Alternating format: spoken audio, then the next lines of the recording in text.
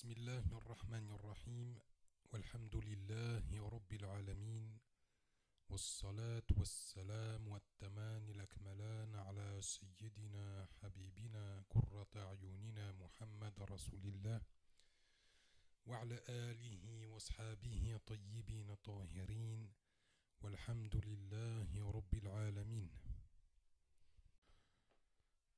Donc c'est Kifabs de retour pour une vidéo audio concernant bien sûr une mise en garde très très importante concernant bien sûr et toujours tant qu'ils sont sur terre Al-Wahhabiyya, la secte des Wahhabites, le groupe des dégénérés, des fracassés du cerveau, des dégénérés mentaux, eux-mêmes qui ont donc groupe terroriste extrémiste extrêmement virulent, crapuleux, qui a été mis en place en 1745 par l'Angleterre, la couronne britannique de l'époque. Donc en mettant en place bien sûr Mohammed ibn Abdel Wahhab et Mohammed ibn Saoud, et ensemble ils ont fait une alliance politico-religieuse. Et ils ont armé bien sûr les Ikhwan, ce qu'ils appellent les Ikhwan, leurs frères, bien sûr, qui les ont convertis au wahhabisme, les uns après les autres, et ils ont mis la péninsule arabe à feu et à sang, et à sac également, puisqu'ils ont pillé, les tribus, ils ont pillé les villages, ils ont égorgé des femmes, des vieillards, des enfants. Tout comme d'ailleurs le fait aujourd'hui les wahhabites daéchistes, al-qaïdistes, Boko Haram, GSPC, le fils à l'époque des années noires en Algérie. Tous ces groupes-là, il y en a d'autres bien sûr, les Shebab, Morabitoun et d'autres. Jabhat al-Nusra, dont Fabius, rappelez-vous, qui disait que Jabhat al-Nusra faisait du bon boulot en Syrie. C'était pour rappel. Donc tout ça, c'est le wahhabisme, une doctrine qui n'existait pas.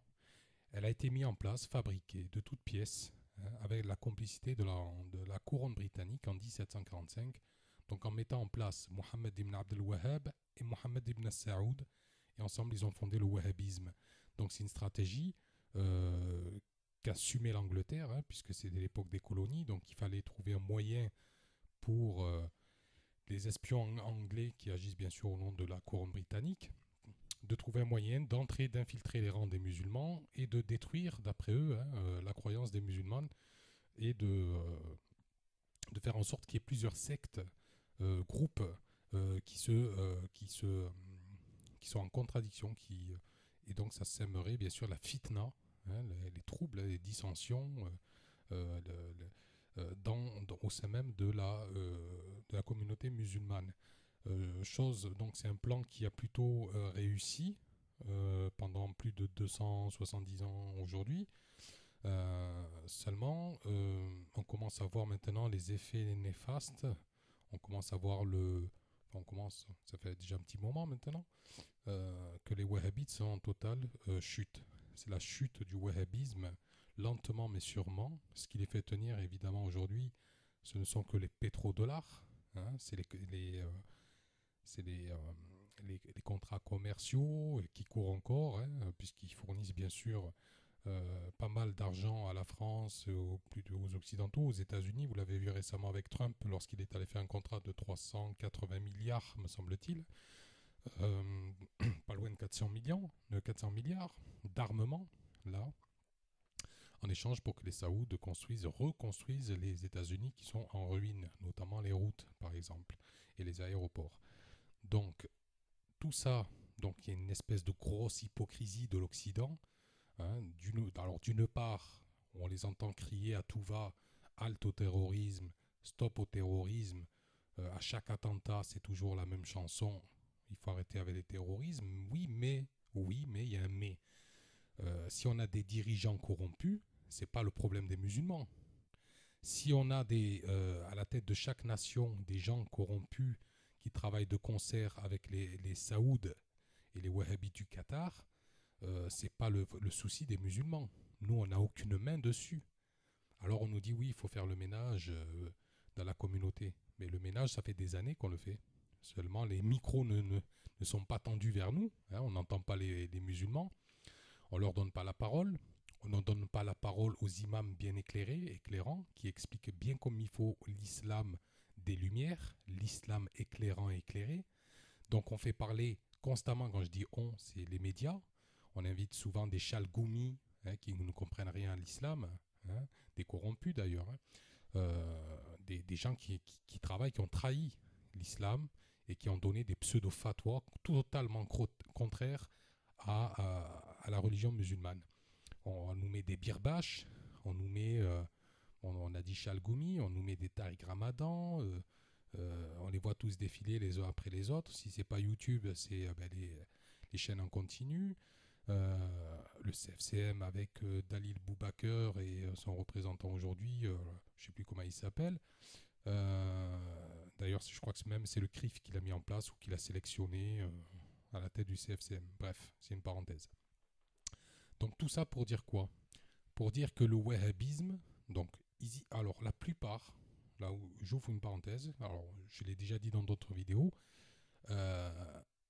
Tariq Ramadan, Hani Ramadan, en fait la secte des pseudo-frères musulmans, les Koutbistes de Sayyid Qutb, eux qui se font semblant évidemment, hein, c'est une apparence, c'est juste des faux semblants, mais ils travaillent de concert ensemble, hein, donc il y a une espèce de haine actuelle là entre le Qatar et les Saouds, mais c'est une lutte intestine, comme je vous avais dit l'autre fois, une lutte de pouvoir, ni plus ni moins. Il faut qu'il y en ait un qui passe à la caisse. Ça ne sera pas les Saouds, ça sera le Qatar. Donc ils sont prêts à vendre le Qatar. Donc c'est une petite guerre entre wahhabites, puisque je vous le rappelle, hein, Ahmed Al-Thani, hein, Al-Khalifa Al-Thani, il a dit lui-même, c'est dans une vidéo face à un intervieweur américain, il fait les éloges de son gourou Mohammed ibn Abdel Wahhab, et il dit que le Qatar c'est un pays wahhabite. Donc la vidéo elle est sur YouTube, d'accord? Et on a les enregistrements. Donc le wahhabisme des pseudo-frères musulmans en costume, que ce soit Tariq Ramadan ou Angeleba, que ce soit Hani Ramadan ou Youssef Al-Qardawi, c'est du wahhabisme pur jus. Voilà. C'est du pur jus. C'est juste dans l'apparence vestimentaire que ça change. Mais c'est du pur jus, la même doctrine, le même fanatisme, le même, comment dirais-je, la même doctrine qui incite à la haine envers les peuples et les nations, à retourner les peuples et les nations, à criminaliser, à inciter donc à tuer, à égorger, à commencer par les musulmans en premier, parce que pour les wahhabites, il faut d'abord tuer les musulmans, parce que les wahhabites, je ne vous l'apprends pas, considèrent bien sûr les musulmans du monde entier mécréants. Il n'y a que eux, c'est-à-dire pour les wahhabites, il n'y a que Riyad, le fief, et Qatar, ce sont les deux fiefs du wahhabisme. D'accord? Surtout Riyad. Donc, à part eux, d'ailleurs, quand vous allez là-bas, ils vous disent Masha'Allah, on est arrivé dans le cœur de la foi, dans le siège de la foi, d'après eux. D'accord? Ils considèrent de toute façon tous les musulmans du monde mécréants, bons à abattre, bien sûr, selon eux, ou à domestiquer, ou à abattre au choix. Voilà. Donc, pour les wahhabites, les musulmans sont des mécréants. Il n'y a qu'eux qui sont venus renouveler la foi parce que pendant des siècles et des siècles, les musulmans, d'après les wahhabites, auraient été dans un égarement évident. Voilà, ce qui légitime pour eux dans leur doctrine, hein, donc, donc l'écoulement, l'effusion du sang, ils ont rendu licite de prendre le bien, les biens des gens, les demeures, voilà. Donc ça, c'est dans la doctrine wahhabite, c'est dans leur manuel. Hein. Alors je vous explique même pas, bien sûr, les livres théologiques, hein, parce que Mohammed ibn Abdel Wahhab, il s'est fondé bien sûr sur son gourou, puisqu'il avait un gourou qui s'appelait Ahmed ibn Taymiyyah al-Harrani du 8e siècle.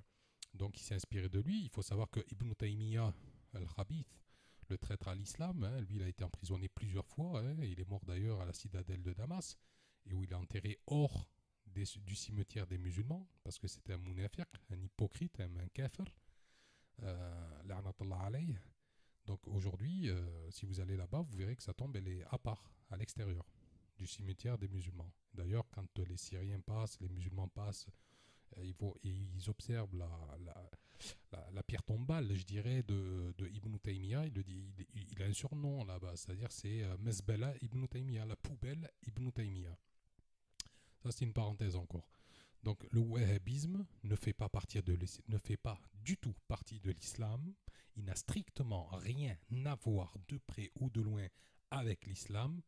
C'est comme si n'importe quelle personne au monde se déguisait, je sais pas, un chrétien ou un juif, se met une shashia, une djellaba, il apprend l'arabe et il se met à prêcher, comme El-Bardadi de Daesh ou autre. Et on sait que parmi les groupes terroristes, il y a eu beaucoup de soldats sionistes arrêtés récemment en Syrie. Hein. Donc on le sait ça, et il y en a beaucoup qui sont déguisés parmi les sionistes en pseudo-musulmans, d'accord. Et donc, ils se font les chantres de l'islam, ils se font les porte-paroles de l'islam. L'autre, il prétend au califat, l'autre, il prétend à ceci, l'autre à cela. Pareil chez les groupes, hein, parmi les groupes qu'on a cités terroristes. Hein, il y a des infiltrés, on sait que ça vient un peu de partout. La plupart d'ailleurs des groupes terroristes, ils sont infiltrés et commandés, et dirigés et financés par le Saoud et le Qatar, ou le Qatar. Et l'entraînement, bien sûr, est dispensé par les agents de la CIA, du Mossad Yahoudi, du Shin Bet, etc. Ceci est de notoriété publique, d'accord. Il n'y a rien d'inventé, c'est pas du complot ou du complotisme ou de la théorie du complot ou des théories conspirationnistes, d'accord. On enlèvera juste conspira, hein, voilà. Parce que le sionisme est allié du wahhabisme.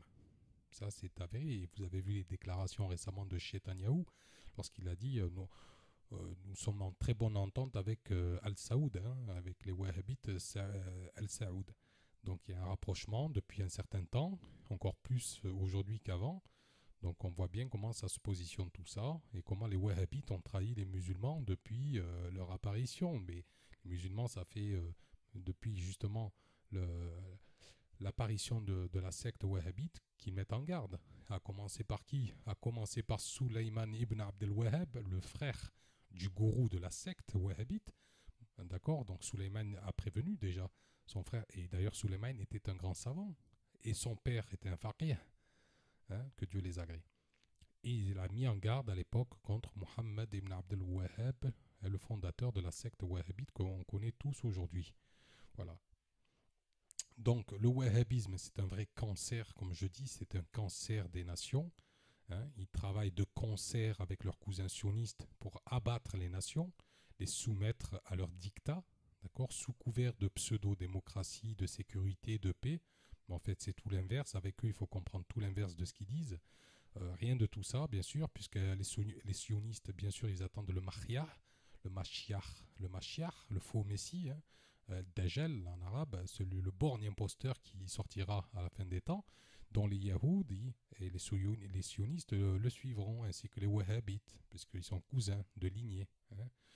Donc voilà, ça c'est le plan, donc il y a une espèce d'eschatologie, il y a comme ça comme ils disent, du messianisme, hein, voilà.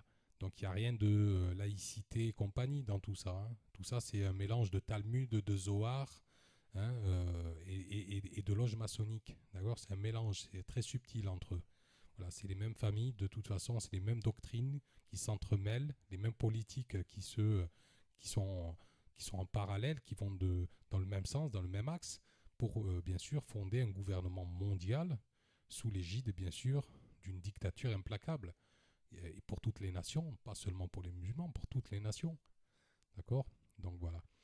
Donc tant que le wahhabisme est sur pattes aujourd'hui, d'accord, et tant qu'il y aura du terrorisme, des attentats, des bombes humaines, des attentats suicides, puisqu'ils appellent aux attentats suicides, comme vous le savez, le wahhabisme est en totale contradiction avec les enseignements de l'islam. Total. D'accord. De dire que le wahhabisme est une partie de l'islam, ou issu ou émanant de l'islam, c'est une hérésie. C'est absolument faux, ça n'a strictement rien à voir avec les musulmans. C'est juste un colibé, c'est une farce, d'accord. C'est une farce qu'on nous a collé, hein, merci les Anglais, entre guillemets, hein, qu'on nous a collé pour foutre le merdier dans les rangs des croyants. Voilà. Et on voit aujourd'hui qui en paie le prix. hein. C'est les populations de toutes sortes, hein, musulmans ou pas. Tout le monde en paye le prix. Tout le monde ramasse, entre guillemets, parce que le wahhabisme est en place. Tout le monde ramasse parce que le wahhabisme est toujours en place. Le jour où les nations se mettront d'accord pour abattre le wahhabisme et condamner et les mettre en prison, les rois wahhabites, et leur saisir tout ce qu'ils ont volé aux musulmans de la péninsule arabe, ça sera terminé. Je vous le signe sur papier, ça sera terminé le terrorisme. Et ça, les services de renseignement internationaux, hein, DGSE, MI6, Mossad, Shin Bet, ils le savent pertinemment que le wahhabisme, c'est le chantre, c'est le berceau du terrorisme, d'où l'idéologie wahhabite qui appelle au meurtre déjà, et à la spoliation des terres, et à la confiscation des biens et des demeures, et aux tueries, et ils appellent aux tueries de masse. Donc ça, c'est la doctrine wahhabite pour celui qui veut s'y intéresser. Voilà. D'ailleurs, ça se rapproche pas loin du Talmud et du Zohar, hein, enfin du Talmud, hein, parce qu'il faut le voir, ce qui est écrit aussi dans le Talmud, c'est, on appelle quand même à l'esclavage des nations et des peuples. Donc je vous laisse vous-même découvrir, hein, le Talmud sioniste. Donc voilà, s'il y a un rapprochement entre les deux entités, ce n'est pas pour rien, c'est qu'ils ont les mêmes idéologies, ils ont les mêmes projets, ils ont quasiment la même histoire, hein, si ce n'est qu'elle est plus longue pour les sionistes, je dirais un peu plus longue que celle des wahhabites, voire pareil. Euh, Toujours est-il qu'ils ont leur histoire, leurs faits, leurs exactions témoignent contre eux de toute façon, hein. Donc témoignent contre eux, les crimes, comment dirais-je, les exactions, les crimes, les vols des terres aux Palestiniens, comme les vols des terres aux musulmans de la péninsule arabe, les bombardements au Yémen, les, tout ce que tout ce qu'on voit actuellement émane de qui? Quand on voit qui sont les protagonistes, et à chaque fois on retombe dessus, c'est soit les sionistes, soit les wahhabites, ou ensemble les deux. Voilà, toujours avec une complicité avérée. Donc c'est pour ça que j'appelle depuis maintenant quelques années, et d'autres l'ont fait avant moi, les savants de l'islam l'ont fait, de grands savants de l'islam l'ont fait, d'accord, bien avant moi. Euh, il faut éradiquer la secte wahhabite. Donc j'en appelle aux Français, à tous les musulmans et à tous les non-musulmans du monde, d'accord, et transmettez ça à vos familles, à vos voisins, à vos proches. Comprenez que le wahhabisme est un cancer qui pourrit les nations. C'est un cancer, un véritable cancer. Aujourd'hui, pour plein de raisons, vous ne pouvez pas aller au métro ou à la plage tranquillement ou aller prendre un verre en terrasse parce que vous avez peur qu'une bombe vous saute à la gueule. Mais ça, c'est que le début. Pourquoi? Parce que le wahhabisme, il est là pour vous effrayer. Il est là pour faire un maximum de bruit, un maximum de tueries. Voilà. Tout ça pour faire passer des lois de plus en plus liberticides aux citoyens français ou anglais ou canadiens ou australiens ou autres, hein, partout dans le monde. Voilà. Plus il y a de terrorisme, vous savez très bien qu'avec le terme terrorisme, on peut faire ce qu'on veut. Un État, un gouvernement, un peu zélé, un peu dégénéré du cerveau, peut utiliser le terrorisme pour vous museler, pour faire passer des lois, surtout l'été, hein, des lois liberticides, des lois du renseignement, des lois de surveillance, etc. etc. D'accord. C'est ce qui se passe aujourd'hui, mais à peu près partout. Surtout en France. Voilà. Puisqu'on se vante d'être le pays de la démocratie, des droits de l'homme. Je crois qu'il y a eu plus de 38 000 articles ou vidéos qui ont été supprimés en 2015. D'accord, il y a un article sur Internet qui le dit par rapport à la France, quoi. Je veux dire que de dire que la Corée du Nord, la Chine, ce sont des dictatures, au moins on le sait. Si on va là-bas, ben on sait à quoi s'en tenir. Mais se dire qu'en France, on est arrivé à ce stade, le pays des droits de l'homme, c'est qu'il y a vraiment quelque chose qui ne va plus, qui ne fonctionne plus ici dans ce pays. D'accord. Et on attend de voir ce que vont faire déjà les peuples, parce que ça viendra de toute façon du peuple et voire peut-être, et encore, je n'en suis pas si sûr, de l'armée, puisque maintenant le président actuel, Macron, s'en prend même à l'armée en les mettant au pli, et en virant le chef d'état-major des armées de Villiers, là en juillet récemment, hein, le 23 ou 24 juillet, hein, il me semble, 2017. Donc, voilà, la démocratie, c'est fini. Pour moi, il n'y en a jamais eu. Pour moi, ça a été, c'est une dictature douce, molle, qui se met en place et qui devient de plus en plus dur. Voilà. Et on va arriver à des choses catastrophiques, de plus en plus. Donc oui, j'en appelle aux nations, j'en appelle au peuple, aux militaires, conscients de tout ça, parce que beaucoup de militaires le savent, beaucoup de policiers le savent, et moi je suis d'origine algérienne, et j'en appelle à tous les gens de bonne conscience, quoi que vous fassiez, quoi que vous faites dans la vie, fonctionnaire ou pas, dans le privé, dans les hôpitaux, réveillez-vous, c'est votre pays, c'est notre pays, voilà. Donc demain, si ça dégénère, on va tous ramasser, tous. Là, on va tous casquer là. Et on va payer cher le prix de nos silences et le prix de notre inaction. Donc le wahhabisme est là pour conquérir, pour matraquer, d'accord. Donc et il n'est pas tout seul. Il a des alliés. Ne le croyez pas. Il a vraiment des alliés. Donc il faut vraiment combattre cette idéologie extrémiste, terroriste, fanatique, complètement dégénérée. Vous le voyez aujourd'hui avec Daesh. Moi, j'avais parié qu'en 2 ans, Daesh serait balayé. Ben, c'est quasiment arrivé, hein, puisque maintenant, ils se barrent dans tous les sens avec leur barbe hirsute, et en s'habillant en femme, en se déguisant en femme. C'est dire quelle sorte de pseudo-hommes sont ces gens. Hein. C'est tout sauf des hommes. Les Wahhabites, ce sont comme on dit dans le jargon, de piètres combattants, des tarlouses, des bandits de grand chemin, comme ils le font dans les quartiers de France et de Navarre, c'est-à-dire des trafiquants, des repris de justice, des gros chiteux, des vendeurs de cocaïne, etc., recyclés dans le wahhabisme, puisque le wahhabisme, les savants, les pseudo-savants wahhabites recrutent en masse dans les familles françaises, belgiques, belges, etc. Et leur cible, c'est toujours les mêmes, c'est-à-dire que ce sont des enfants, des adolescents qui sont en marge de la société, qui sont en conflit avec leurs parents, qui ont des soucis au travail ou dans leur vie de tous les jours, un certain mal-être. Et donc, c'est les cibles favorites de la secte des Wahhabites et d'autres sectes plus généralement. Donc, le danger, il est là. Le danger, il ne guette pas, il est là. Il est là constamment. À l'heure où je vous parle, ces gens-là, les Wahhabites, pseudo-salafistes, sont là, ils font du porte-à-porte et engrainent vos enfants, vos cousins, vos cousines, vos nièces, etc. Et tôt ou tard, ça arrivera.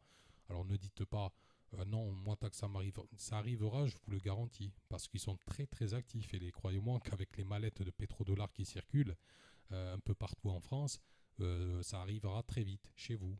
Donc réveillez-vous les Français.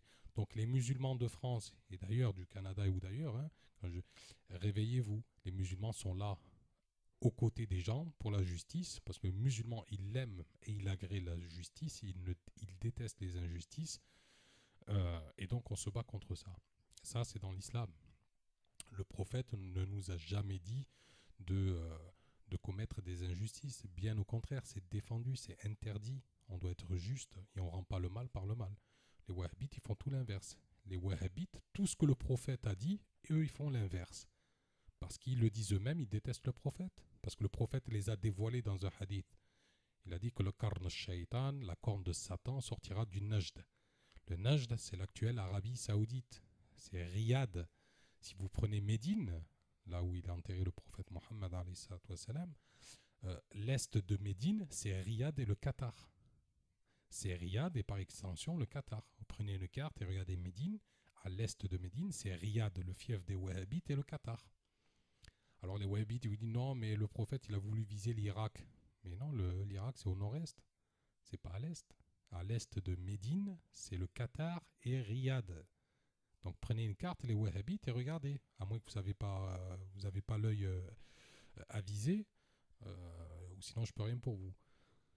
Donc voilà, euh, il faut vraiment, vraiment combattre cette secte terroriste extrémiste qui est le wahhabisme, et par extension l'UOIF, par extension le koutbisme de Saïd Qutb, des pseudo-frères musulmans, qui travaillent d'ailleurs pour la plupart, beaucoup d'agents, ce sont des agents infiltrés, des agents doubles, et donc voilà, ils se font passer pour des musulmans mais ils ne le sont pas, et ça c'est un gros problème, voilà. Parce qu'ils sont là, ils fomentent des plans, ils fomentent des actions contre les musulmans et pas dans leur intérêt.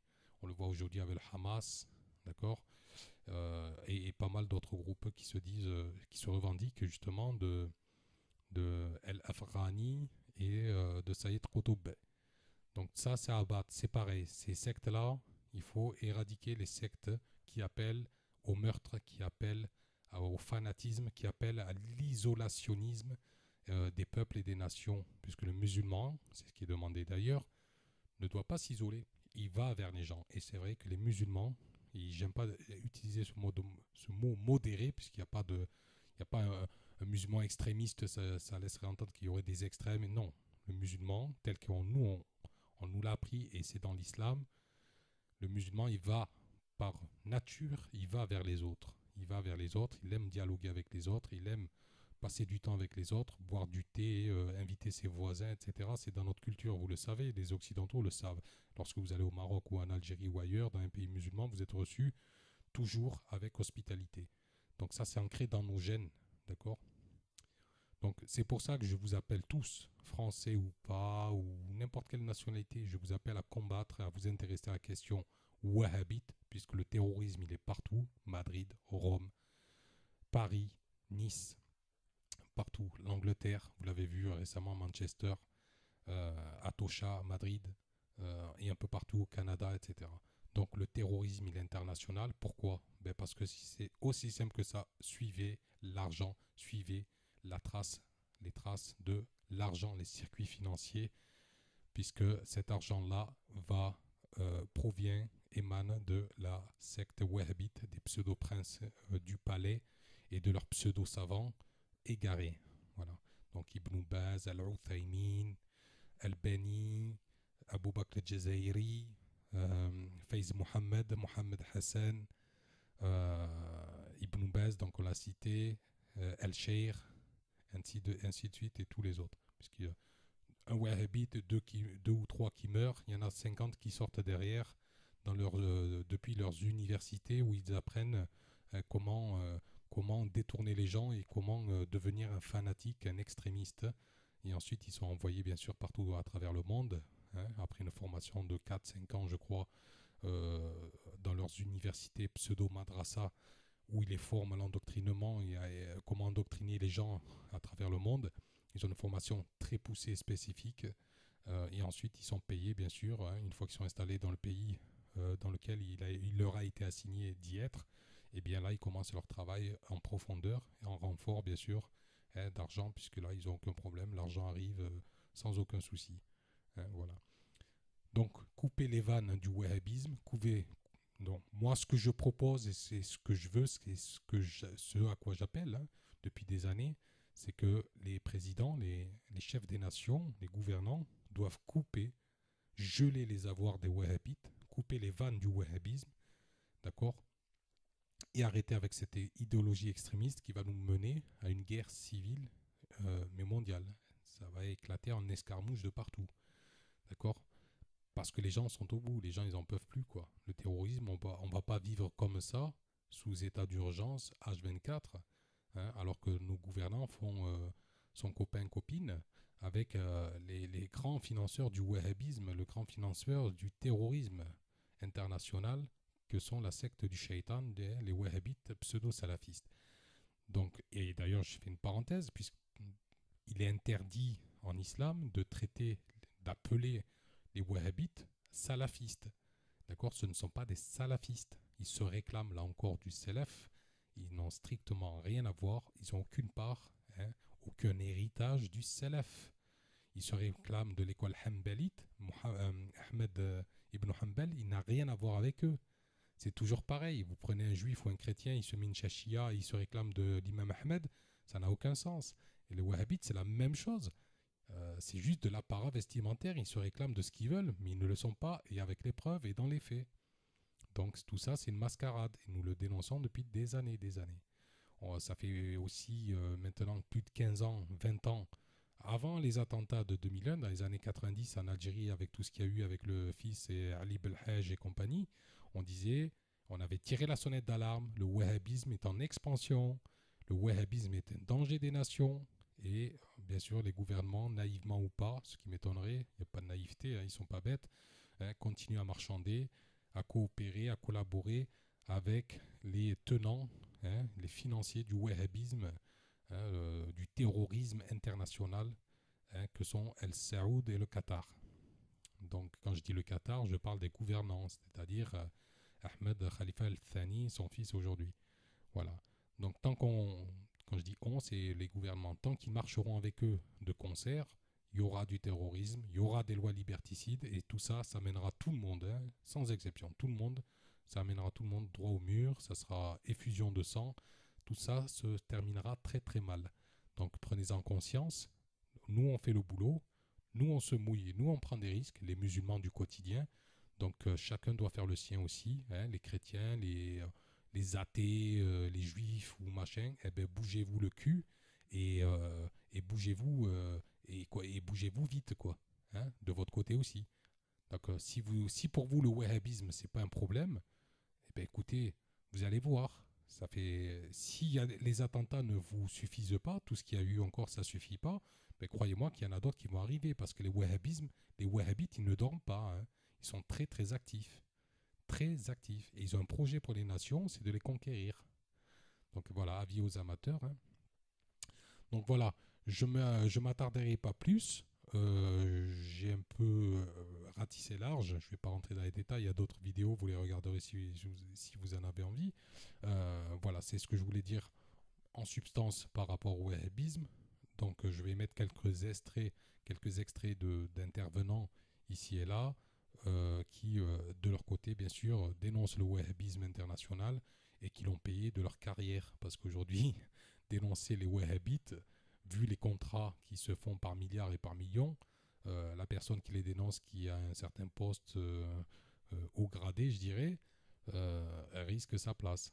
Voilà, parce qu'il y a un plafond de verre à un moment donné, voilà, on vous bloque, on dit, bon, ça va, on a entendu ton message, mais là, tu nous fais un peu chier, quoi. Voilà. Donc voilà, c'est ce que j'appelle moi des collabos, des traîtres, voilà. Donc faites vous-même. Là, je pense que la bonne révolution positive viendra du peuple, de vous gendarmes, policiers, militaires, français de base, agriculteurs ou pas, de tous les horizons. C'est vous qui allez faire ce travail.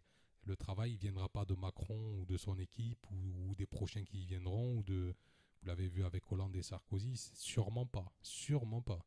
Donc la révolution positive, elle viendra de vous. Le pacifisme, bien sûr, ça viendra de vous faire changer les choses. Nous, ben, on est actifs. Nous, on vit en France, on est tranquille depuis des années et on vient nous bassiner aujourd'hui avec du terrorisme fomenté, mis en place, mis sur pied par les Anglais en 1745 en mettant en place la secte du wahhabisme. Et aujourd'hui, on nous dit de nous justifier après chaque attentat. Non, les premières victimes du terrorisme, ce sont bien les musulmans. D'accord. Puisque d'après les wahhabites, on est des hypocrites. On serait des hypocrites, des munafiqoun. Donc pour eux, c'est ça. Donc on est les premiers sur la liste à abattre. Donc c'est pas le chrétien, le copte ou le juif, c'est d'abord le musulman. C'est d'abord nous les premiers, hein. Donc nous, les risques, on les prend au quotidien. Donc voilà, chacun doit mouiller un peu le maillot. Surtout, c'est votre pays, la France. Donc c'est notre pays. Et on souhaite qu'elle réussisse. Cette France, on souhaite qu'elle réussisse. Voilà, donc pour ça, il va falloir faire du nettoyage. Et c'est un Maghrébin qui vous le dit. D'accord. Voilà. Sur ce, je compte sur vous, Inch'Allah, comme on dit chez nous, Inch'Allah, si Dieu veut, la réussite sera là. Donc voilà, j'appelle à la Ligue des peuples. Voilà. Ne tombez pas dans le panneau euh, de la facilité de Marine Le Pen et tout ça. Tout ça, c'est du pipeau, c'est des conneries. Euh, les petits nasillons, tout ça, ça vaut rien, c'est de la foutaise. D'ailleurs, ceux qui appellent à la guerre civile et qui se mouilleront pas, le jour J, ne se mouilleront pas. La plupart, comme Boris Lelay, qui s'est enfui en Chine ou je ne sais où, et qui fait des vidéos islamophobes, c'est pas des gens qui resteront quand ça partira en cacahuète. Vous voyez ce que je veux dire? Donc, avant que ça arrive tout ça, ben écoutez, il faut nettoyer tout ça. Donc les Wahhabites, les barbusards, il faut les dégager de France et de Navarre. Voilà, c'est le message en gros que j'ai envie de passer à tout le monde. Pareil pour les agents du service de renseignement des GSE, des CRI, des GSI, du milieu de la pénitentiaire ou ailleurs, c'est pareil. C'est à eux de se mouiller. Il faut qu'ils fassent le travail aussi. Il ne faut pas se contenter de sa paye et se dire, bon, moi j'ai ma paye, je suis bien payé grassement, je fais mes petites conférences à droite à gauche et voilà, je me la roule douce, tranquille, et je rentre chez moi. Le jour où ça va arriver, croyez-moi, ça arrivera. Si vous ne faites rien, il faut être un minimum un patriote, c'est-à-dire aimant son pays. C'est ça, c'est pas péjoratif. Aimer son pays et vouloir du bien pour son pays. D'accord? Vous avez tous des enfants, je pense. Hein? Vous allez léguer quoi? Vous allez laisser quoi? Vous allez dire quoi, vos enfants? Oui, j'ai vu, oui, j'ai su et j'ai laissé faire. C'est ça que vous allez leur dire dans quelques années? Ça sera trop tard. Donc, à un moment donné, il faut se regarder dans le miroir, hein, et avoir de la face et, comme on dit chez nous, porter ses couilles, entre guillemets. Donc, voilà, c'est ce à quoi j'appelle. Et c'est un ancien militaire qui vous le dit, d'origine algérienne, d'accord, qui a beaucoup d'expérience. Et je vous le dis encore une fois, je suis intervenu pas mal de fois dans certains médias, RMC et compagnie. Il faut éradiquer totalement la secte du wahhabite, la secte wahhabite des pseudo-salafistes, donc El Saoud et le Qatar. Il faut en finir définitivement. Vous faites ce que vous voulez, mais il faut en finir. Ou sinon, on va droit au mur, on va au casse-pipe. Je vous le dis tout de suite. Voilà. Sur ce, eh bien, j'espère que le message est bien passé. Et mais s'il vous plaît, mettez en garde et renseignez-vous sur le wahhabisme. Et n'en déplaise aux injustes, n'en déplaise aux hypocrites, ceux qui défendent les Saouds, comme l'a fait Christine Lagarde, en disant que le roi Abdallah était un grand défenseur des femmes, ça prouve à quel point ils sont mouillés et à quel point ils en ont rien à foutre et à quel point ils ne connaissent rien. Ou alors c'est une insulte, ils nous crachent à la gueule matin, midi et soir et ils ne connaissent rien. Donc à ceux qui savent, ceux qui sont bien placés, qui savent, eh ben, j'espère que vous allez faire le taf parce que franchement, vous aurez du mérite quand même. Voilà. Nous, on est le peuple, les choses bougent, commencent à bouger bien comme il faut. Ben, ceux qui ont des directives, ceux qui ont un certain pouvoir, les généraux, les capitaines, voilà. Ben, les gars, il faut se bouger, d'accord? Quand on se dit bleu, blanc, rouge et qu'on fait des cérémonies, des cérémoniales et qu'on lève la tête avec fierté et on bombe le torse, eh ben, il faut assumer, porter ses couilles jusqu'au bout. On va pas laisser des enfoirés, des traîtres faire tomber le pays et laisser des barbusards envahir et nous dominer et nous domestiquer. Donc à vous de voir. Voilà, je dis ça, je dis rien, à vous de voir. Allez, sur ce, je vous dis à très bientôt pour une autre audio en espérant que le message est passé. Au revoir à tous et je dis assalamu alaikum wa rahmatullahi wa barakatuh aux muslimin.